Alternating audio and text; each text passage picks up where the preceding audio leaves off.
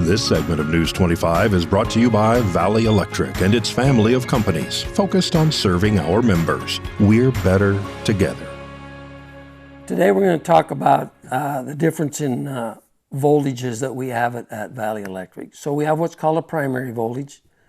That's the voltage that feeds into your transformer that comes out of our substations.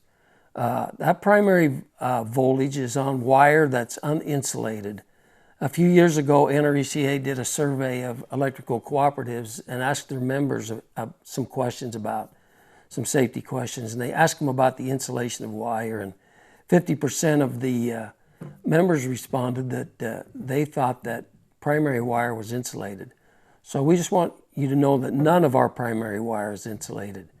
It's bare conductor, and so if you touch it, if you contact it, if it falls on the ground, that's going to create a fault or a hazardous situation in every case.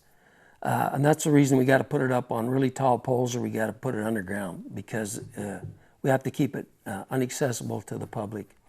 Our secondary wire, you might hear that term, that's what comes from the secondary side of the transformer into your house.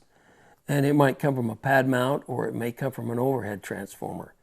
If it comes from overhead, it's going to be insulated. There will be 3 wires, 2 of them will be insulated, and 1 of them is the neutral, and it's uninsulated. You can feel a lot safer with that. The voltage there is only 240, 120 and 240. In some industrial applications, it might be 480, but it's lower voltage, and so you can insulate it safely. There's no way to insulate this primary voltage unless we go with underground wire, and then there's that's a whole other subject to talk about.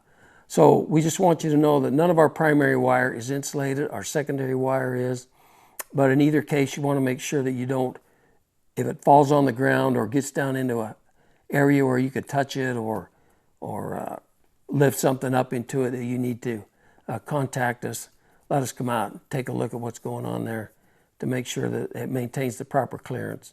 So that secondary wire should be about 15 feet off from anything going across your yard or your driveway or anything like that. And the primary wire is usually, the main primary wire is usually 20 feet off the ground, and the neutral's at 18 feet. So be careful around that, and just know that that primary wire is not insulated.